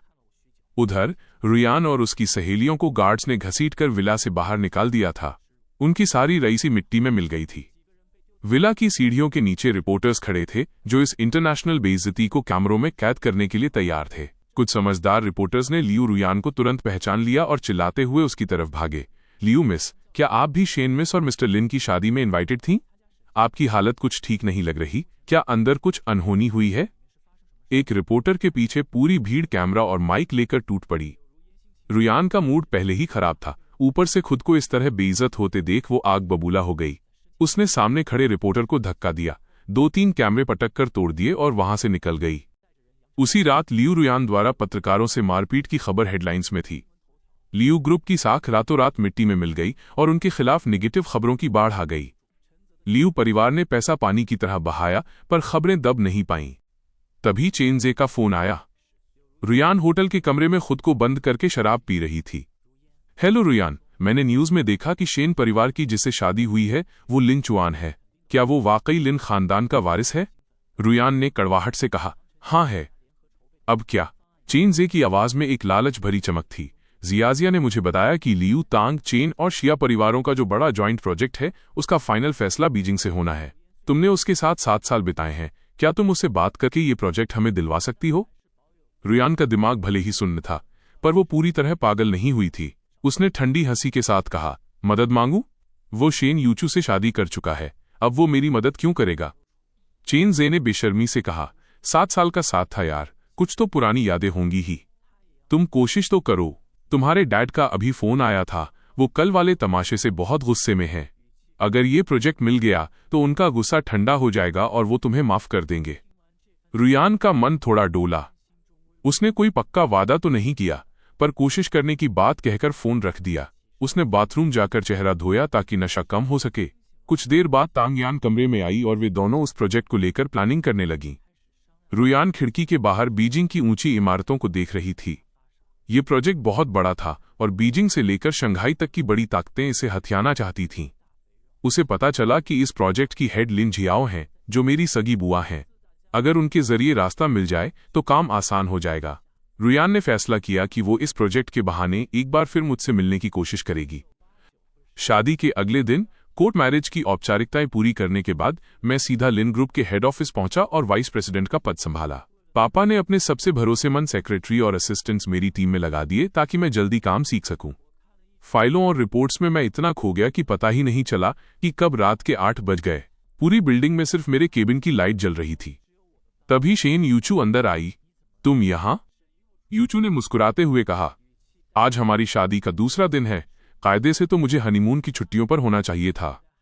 मुझे याद आया कि सुबह जब मैंने ऑफिस जाने की बात कही थी तो उसके चेहरे पर एक अजीब सा भाव आया था। अब मुझे समझ आया कि वो क्या सोच रही थी। मैंने शर्मिंदा होकर कहा, पहली बार शादी हुई है ना, तो एक्सपीरियंस नहीं था कि ये सब छुट्टियां भी जरूरी होती हैं। वैसे हनीमून और सेलिब्रेशन तो आम कपल्स के लिए होता है, हमारी तो बिजनेस डील है, तो शायद इसकी जरूरत नहीं। यूचू की आंखों में एक पल के लिए उदासी दिखी, पर उसने तुरंत खुद को संभाल लिया। तुम बिजी हो तो सेलिब्रेशन छोड़ सकते हैं, पर हम पति पत्नी तो हैं ही। क्या लिन वीपी एक डिनर के लिए वक्त निकाल सकते हैं? उसने मजाक में कहा, तो मैं भी मुस्कुरा दिया। हम एक मशहूर वेस्टर्न रेस्टोरेंट पहुंचे। डिनर का वक्त था और हम देर से आए थे, इसलिए केबिन खाली नहीं थे। मुझे भूख लगी थी तो यूचू की मर्जी से हम हॉल में ही खिड़की के पास एक कोने में बैठ गए। यूचू ने मेन्यू मुझे दिया और वहां की मशहूर डिशेस के बारे में बताया। मैंने अपनी पसंद की 4-5 चीजें ऑर्डर की और मेन्यू उसे वापस दिया। यूचू ने अपने लिए कुछ अलग से ऑर्डर नहीं किया। तुम और कुछ नहीं मंगाओगी? मेरा स्वाद शायद तुम्हें पसंद ना आए। उसने सिर हिलाया और मेरी आंखों में देखते हुए कहा, अब हम साथ हैं तो रोज एक ही मेज पर खाना खाएंगे। जो तुम्हें पसंद है मैं भी उसे ट्राई करना चाहती हूँ। हमने शादी की है, खुद को बेचा नहीं है। तुम्हें जो पसंद हो या जो कहना हो तुम बेझिझक कह सकते हो। हम हर बात पर चर्चा कर सकते हैं। हर बात पर? क्या हनीमून कैंसिल करने पर भी चर्चा हो सकती है? मुझे लगा वो कुछ बड़ा मांग लेगी, पर उसने फिर से हनीमून की बात छेड़ दी। तुम वाकई जाना चाहती हो? हमने शादी के लिए बहुत मेहनत की है और मैं थोड़ा आराम करना चाहती हूँ। साथ ही दोनों परिवार चाहते हैं कि हम एक दूसरे को जल्दी समझें। हनीमून उसके लिए अच्छा मौका है। तुम्हें क्या लगता है? उसकी ईमानदारी भरी बातों के सामने मेरे सारे बहाने धरे के धरे रह गए। यूचू एक बेहतरीन पत्नी थी जो मेरी हर बात का सम्मान करती थी। हनीमून मेरे लिए भले ही मायने न रखता हो, पर मैं उसका दिल नहीं तोड़ना चाहता था, इसलिए मैंने हाँ कह दी। मेरा जवाब सुनकर वो खिल उठी। लियू रुयान पूरे दिन लिन ग्रुप की बिल्डिंग के नीचे मेरा इंतजार करती रही। जब हम रेस्टोरेंट पहुंचे तो वो भी पीछे पीछे आ गई। वो मुझसे अकेले में बात करना चाहती थी, पर पूरे डिनर के दौरान मैं अपनी सीट से नहीं उठा। मैं और यूचू हंस हंस कर बातें कर रहे थे, एक दूसरे को खाना सर्व कर रहे थे। ये सब देखकर रुयान अंदर ही अंदर जल रही थी। 2 घंटे तक उसके सामने खाना रखा रहा, पर उसने एक निवाला भी नहीं चखा। उसकी नजरें बस मेरे मुस्कुराते चेहरे पर टिकी थीं। जब मैं वॉशरूम जाने के लिए उठा तो रुयान तुरंत मेरे पीछे आई और गैलरी में मुझे रोका। लिन चुआन, तुमने शेन यूचू से शादी के लिए हाँ क्यों की? मैंने मुड़कर देखा। मेरी आंखों में हैरानी थी। जहां तक मुझे याद है हमारा ब्रेकअप हो चुका है। मैं शादी करूं या न करूं, इससे तुम्हें क्या लेना देना? मेरे इस रूखे बर्ताव से रुयान को लगा कि मैं उसे नीचा दिखा रहा हूं। लिन और शेन परिवार की शादी 1 महीने पहले तय हुई थी। तब हमारा ब्रेकअप नहीं हुआ था, यानी तुमने पहले ही अपना दूसरा इंतजाम कर लिया था। मैंने उसे शांत नजरों से देखा।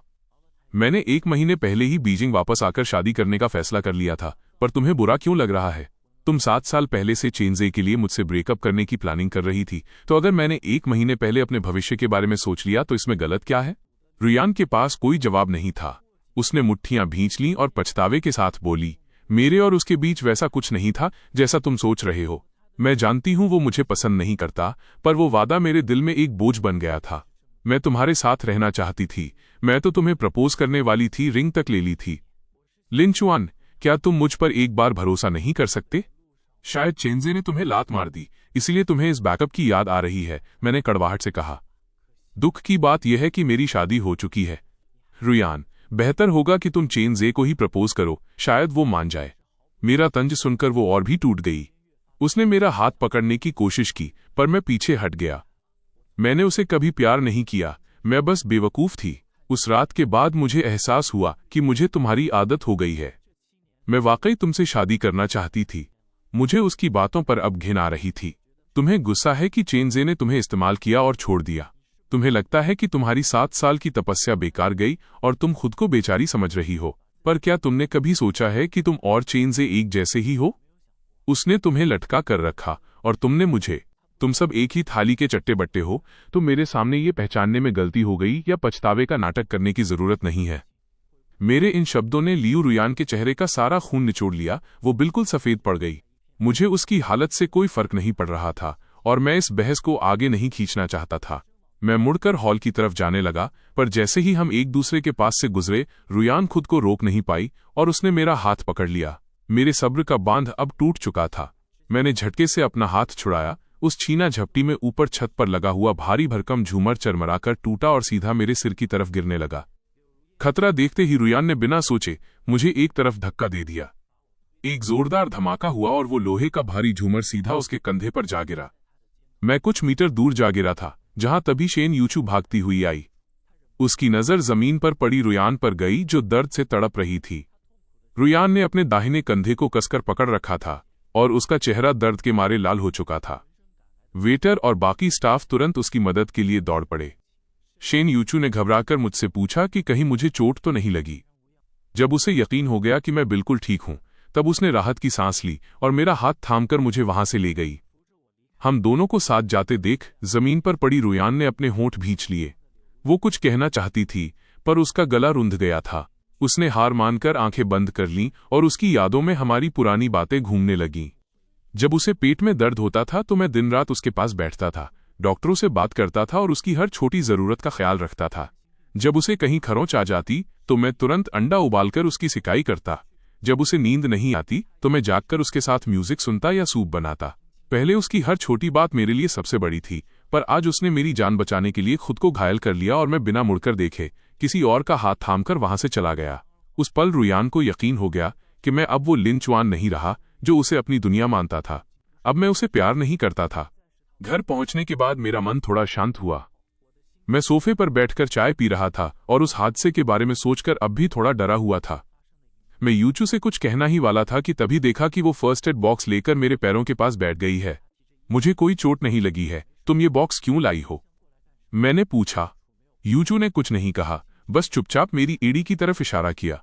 मैंने देखा तो पता चला कि कांच के एक टुकड़े से वहां एक छोटी सी खरोंच आ गई थी और थोड़ा खून निकल रहा था। यूचू ने रुई में अल्कोहल लगाया और बोली, थोड़ा दर्द हो सकता है। सच कहूं तो इतनी मामूली चोट पर मैं कभी ध्यान भी नहीं देता, इसलिए यूचू को इतना फिक्रमंद देखकर मुझे थोड़ी झिझक हुई। इतनी छोटी सी चोट तो अपने आप ठीक हो जाती है, तुम बेकार में परेशान हो रही हो। मेरे इतना कहते ही जैसे ही उसने जख्म पर अल्कोहल लगाया, मेरे मुंह से सिसकारी निकल गई। साफ करने के बाद उसने वहां बैंडेड लगा दिया और कहा, मैं अभी वाटरप्रूफ कवर मंगवा देती हूं। अगले 2 दिन नहाते वक्त ध्यान रखना कि जख्म में पानी न जाए, और बाहर जाना हो तो सिर्फ सैंडल ही पहनना। मैं बचपन से ही बुआ के पास रहा, फिर 4 साल कॉलेज और 6 साल का रिश्ता हमेशा अकेला ही रहा। ये पहली बार था जब कोई मेरी इतनी छोटी सी चोट के लिए इतनी बड़ी तैयारी कर रहा था। माहौल को थोड़ा हल्का करने के लिए मैंने मजाक किया, इतनी मेहनत की जरूरत नहीं है, जब तक तुम्हारा सामान आएगा तब तक तो जख्म ही भर जाएगा। यूचू ने अपनी नजरें उठाकर मुझे देखा, उसके चेहरे पर एक अजीब सी गंभीरता थी। आज तुम्हें जो भी खरोंच आई है वो मेरी लापरवाही की वजह से है। मुझे बुरा लग रहा है, चोट चाहे छोटी हो, दर्द तो होता ही है। मैं नहीं चाहती कि इतना सब होने के बाद तुम्हें जरा सी भी तकलीफ हो। शायद मैं थोड़ी ज्यादा फिक्र कर रही हूं, पर सावधानी में कोई बुराई नहीं है। मेरी बात मान लो। उसकी आवाज में इतनी सच्चाई और उसकी आंखों में जो हल्का सा पछतावा था, उसने मेरे दिल के तारों को छेड़ दिया। मेरा दिल जोर से धड़कने लगा। मैं उसकी आंखों में नहीं देख पाया और बस सिर हिलाकर हां कह दी। यूचू के जाने के बाद तांग यान का फोन आया। लिन चुआन, तुम इतने पत्थर दिल कैसे हो सकते हो? रुयान ने तुम्हारी जान बचाने के लिए इतनी गहरी चोट खाई और तुम उसे देखने तक नहीं आए? उसके इस बेमतलब के इल्जाम पर मुझे गुस्सा आ गया। मैंने ठंडी हंसी के साथ कहा, अगर वो मुझे जबरदस्ती रोकती नहीं तो वो झूमर मेरे सिर पर गिरता ही नहीं। उसे चोट लगी है तो ये उसके अपने किए का फल है, इसमें मेरी क्या गलती? तांग यान चिल्लाई, जो भी हो, आखिरी वक्त पर उसने तुम्हें धक्का देकर बचाया तो सही। क्या तुम्हें पुरानी यादों का जरा भी एहसास नहीं है? मुझे उसकी इन बातों पर हंसी आ रही थी। मैंने बात खत्म करने के लिए झूठ बोल दिया। मेरा भी मन था आने का, पर मेरे पैर में भी गहरी चोट आई है और मैं अभी चल नहीं सकता। फोन पर सन्नाटा छा गया। फिर उसने गला साफ करते हुए नरम आवाज में कहा, ठीक है, अगर नहीं आ सकते तो कोई बात नहीं, पर एहसान तो चुकाना होगा। मैंने सुना है 1 महीने बाद यूनिडाओ प्रोजेक्ट की लॉन्चिंग पार्टी है। तुम बस अपने सेक्रेटरी से कहकर हमारे लिए कुछ इनविटेशन कार्ड्स भिजवा दो तो समझो हिसाब बराबर। तो ये था इनका असली मकसद। मैं मन ही मन हंसा और हां कह दिया। फोन रखने के बाद मैंने बुआ को मैसेज करके इस प्रोजेक्ट के बारे में पूछा और कुछ इनविटेशन कार्ड्स का इंतजाम करने को कहा। अगले कुछ दिनों तक शेन यूचू साई की तरह मेरे साथ रही। पहले तो मैं उसे अपने काम पर ध्यान देने को कहता, पर वो हर बार हनीमून की छुट्टियों का बहाना बनाकर रुक जाती। धीरे धीरे मुझे उसकी आदत होने लगी। काम में कोई भी दिक्कत आती तो वो अपनी राय देती जो वाकई काम की होती थी। देर रात जब मैं ऑफिस का काम करता वो अपना लैपटॉप लेकर पास बैठ जाती और अपना काम करती। अगर उसे कहीं बाहर जाना होता तो वो मुझे बताकर जाती। छुट्टियों में वो मुझे डेट पर ले जाती और बीजिंग की नई नई जगहों से रूबरू कराती। आधा महीना बीत गया और नया साल लूनर न्यू ईयर आ गया। लिन और शेन परिवार ने तय किया कि इस बार सब साथ मिलकर त्योहार मनाएंगे। घर में हजारों बातें हो रही थीं, पर सबकी सुई हम दोनों पर ही टिकी थी। मेरी माँ ने बड़े प्यार से हम दोनों को देखा और कहा, लिन चुआन की जिद बिल्कुल अपनी बुआ जैसी है। ग्रेजुएशन के बाद मैंने इसे कितना कहा कि बीजिंग आ जा, पर ये नहीं माना। मैं तो हार मान चुकी थी। यूचू बेटा, अगर ये कभी जिद करे तो थोड़ा संभाल लेना। सबके सामने अपनी बुराई सुनकर मुझे थोड़ा बुरा लगा। मैं सफाई देने ही वाला था कि यूचू ने एक छिला हुआ संतरा मेरे हाथ में रखा और मुस्कुराकर बोली, माँ, आप गलत समझ रही हैं। लिन चुआन जिद्दी नहीं बल्कि बहुत स्वाभिमानी और समझदार हैं। मुझे यकीन है कि वो बुआ के साथ मिलकर लिन परिवार की जिम्मेदारियों को बखूबी निभाएंगे।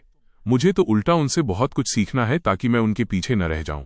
उसकी बात सुनकर शेन परिवार वाले भी खुश हो गए और मेरी माँ की खुशी का तो ठिकाना ही नहीं रहा। वो हंसी मजाक में बोली, तुम दोनों बस ऐसे ही साथ रहो तो हम खुश हैं, और अगर जल्दी से कोई पोता पोती मिल जाए तो मजा ही आ जाएगा। बड़ों की ये बातें सुनकर मेरे कान लाल हो गए। यूचू ने मेरा चेहरा देखा और बहाना बनाकर मुझे गार्डन की तरफ ले गई।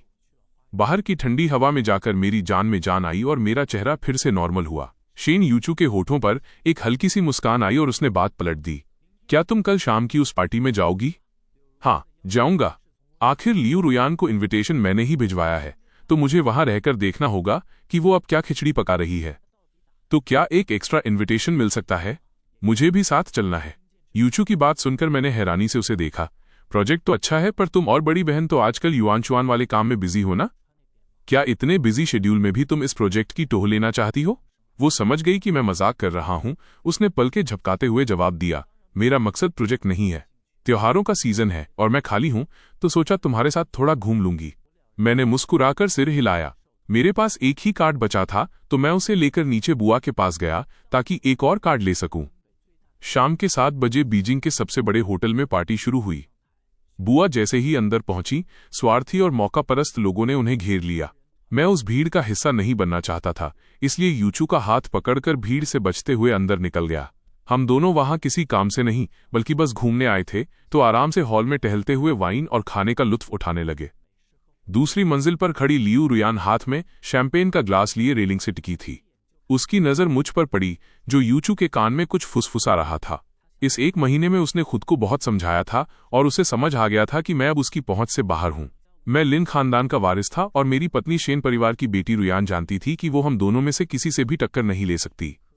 पर हमें इतना करीब और खुश देखकर उसकी जलन फिर से जाग उठी और उसका चेहरा गुस्से से काला पड़ गया। तभी चेनजे ने भी हमें देख लिया। उसकी आंखों में लालच चमक उठा। वो शिया जियाजिया का हाथ पकड़कर नीचे की तरफ भागा। तांग यान ने भी रुयान को खींच लिया और वे चारों हमारे सामने आ खड़े हुए। शेन मिस, काफी वक्त बाद मिलना हुआ। आपकी शादी की बहुत बहुत बधाई। शुक्रिया। यूचू के इस छोटे से जवाब के बाद वहां सन्नाटा छा गया। जियाजिया कुछ बोल नहीं पाई तो उसने चेनजे को इशारा किया। चेनजे ने हाथ हिलाते हुए मुझसे कहा, लिन चुआन भाई, याद है हम 2 महीने पहले मिले थे। मिस्टर चेन, काफी वक्त हो गया। मेरी आवाज सुनकर रुयान ने हिम्मत जुटाकर सिर उठाया और मेरी ठंडी नजरों से नजरें मिलाईं। लिन चुआन, कैसे हो? सुना है उस दिन तुम्हें चोट लगी थी, अब ठीक हो? तुम्हारी मेहरबानी है, अब काफी बेहतर हूं। मेरे तंज भरे लहजे ने रुयान को अंदर तक हिला दिया। उसके चेहरे पर पछतावा साफ दिखने लगा। वो कुछ सफाई देना चाहती थी, पर यूचू ने उसे मौका नहीं दिया। मैं और लिन चुआन बुआ के साथ यहां आए हैं। जियाजिया, मुझे उम्मीद नहीं थी कि तुम यहां मिलोगी। इस कड़कड़ाती ठंड में तुम लोग शंघाई से बीजिंग किस काम से आए हो? यूचू की बात सुनते ही तांग यान ने जियाजिया को कोहनी मारी। जियाजिया ने मौका देखते ही कहा, हमें भी इस युंडाओ प्रोजेक्ट में थोड़ी दिलचस्पी थी, तो सोचा देख लें।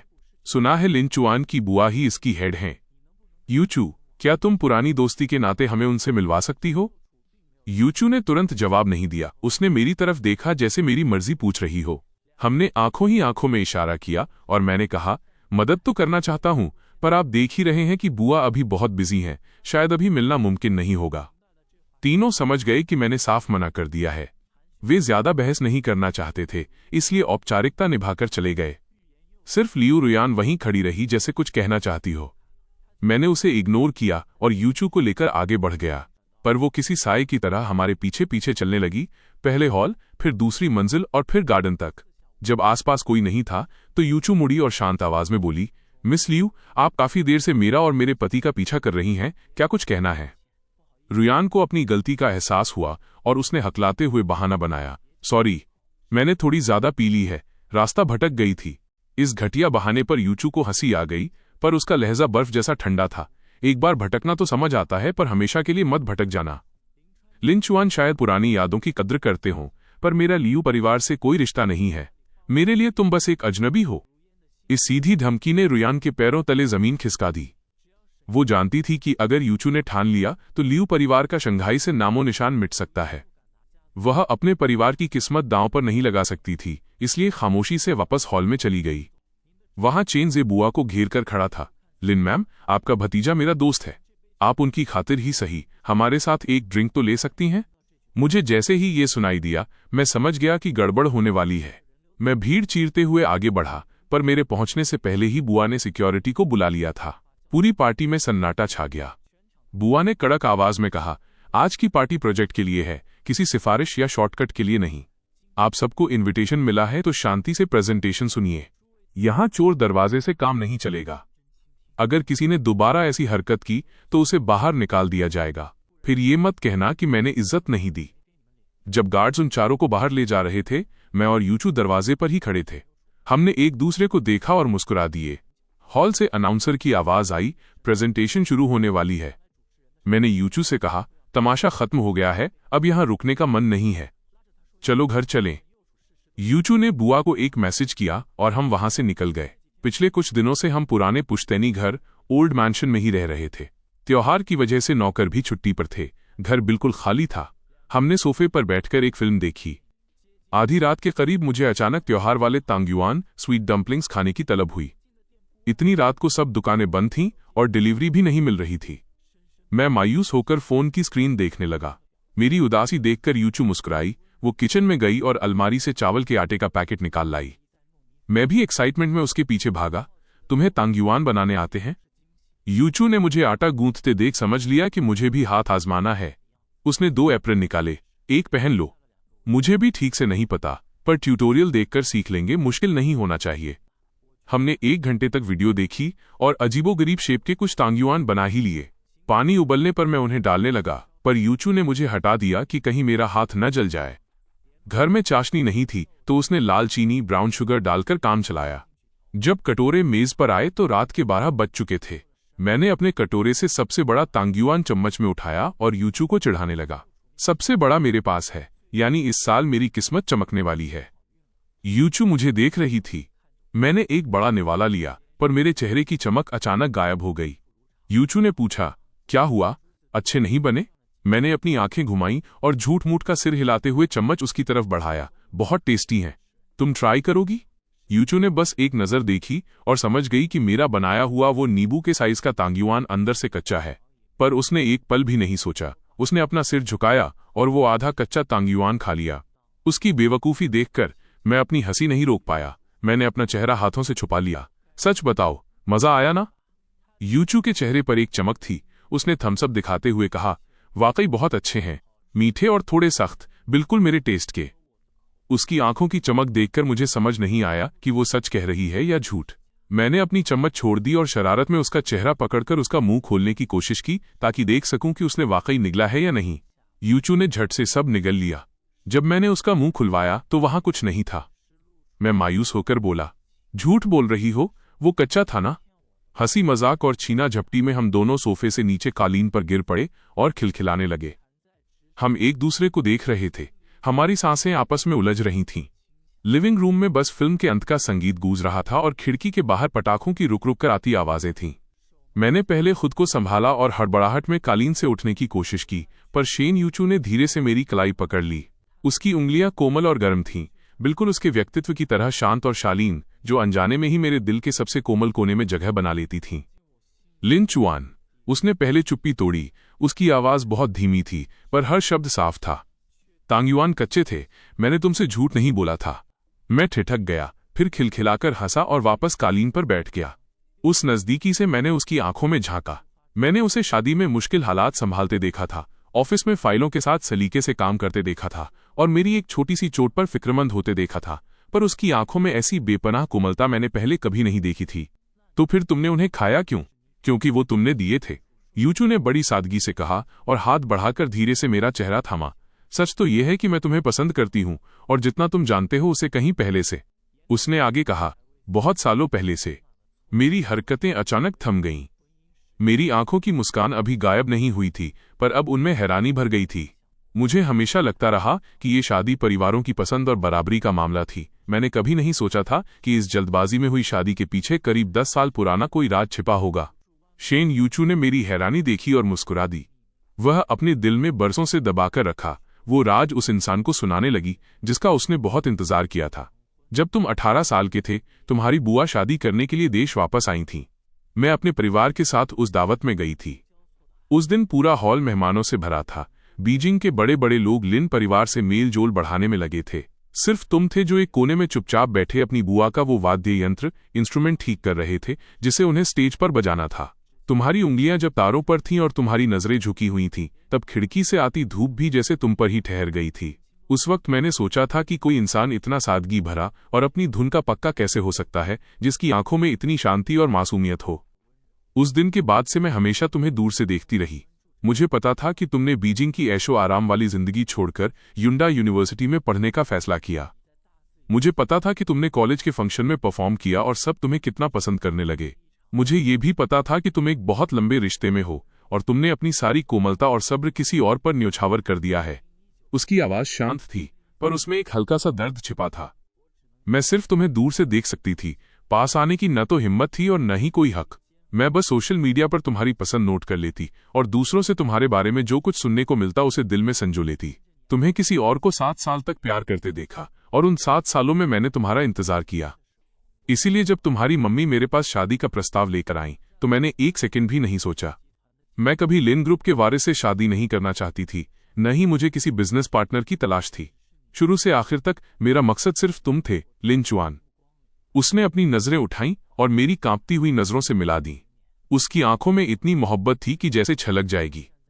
मैंने 10 साल इंतजार किया ताकि मुझे एक बार हक से तुम्हारे पास खड़े होने और तुम्हारा ख्याल रखने का मौका मिल सके। मेरी धड़कनें बेकाबू हो गईं और आंखों में नमी छा गई। 7 साल के उस पिछले रिश्ते में मैं हमेशा देने वाला और इग्नोर किया जाने वाला इंसान था। मुझे लगता था कि मेरी वफादारी की किस्मत में सिर्फ धोखा लिखा है, पर मैंने कभी नहीं सोचा था कि कोई ऐसा भी है जिसने मुझे बिना बताए मेरी हर छोटी बात को दिल में जगह दी और 10 साल तक मुझसे खामोश मोहब्बत की। आज मुझे उन सब इत्तफाकों का जवाब मिल गया था। उसे पता था कि मैं सी फूड नहीं खाता। उसे पता था कि देर रात काम करते वक्त मुझे शहद वाला गर्म पानी चाहिए। उसे पता था कि मेरे शांत स्वभाव के पीछे एक जिद्दी और संवेदनशील इंसान छिपा है। ये कोई कुदरती बात नहीं थी। उसने सालों तक मेरे बारे में एक एक बात याद की थी। मैंने धीरे से उसे अपनी बाहों में भर लिया, जैसे डर हो कि कहीं ये कोई सपना न हो। मैंने अपना सिर उसके बालों पर टिकाया और रुंधे हुए गले से कहा, यूचू, मुझे माफ कर देना, मैं आने में बहुत देर कर दी। मैंने एक गलत इंसान के लिए 7 साल बर्बाद कर दिए और उस लड़की का 10 साल का इंतजार नहीं देख पाया। शुक्र है कि मैं सही वक्त पर मुड़ गया और शुक्र है कि वो अब भी मेरा इंतजार कर रही थी। देर नहीं हुई। यूचू ने मुझे कसकर पकड़ लिया और अपना चेहरा मेरे सीने पर टिका दिया। मेरी धड़कनों को सुनते हुए उसने मुस्कुराकर कहा, जब तक आखिर में तुम मिल रहे हो तब तक कोई भी इंतजार लंबा नहीं है। खिड़की के बाहर पटाखे गूंज उठे और उनकी रोशनी कांच के साथ साथ हम दोनों की आंखों में भी चमकने लगी। उस रात हमने बिजनेस डील या किसी दिखावे की बात नहीं की। हमने बस सोफे पर बैठकर वो आधे कच्चे तांग्युआन खाए और उन सालों की बातें की जो हमने एक दूसरे के बिना गुजार दिए थे। मुझे पहली बार एहसास हुआ कि किसी के दिल के केंद्र में होना और इतनी शिद्दत से चाहा जाना कैसा सुकून देता है। इसके बाद सब कुछ वैसा ही हुआ जैसा होना चाहिए था।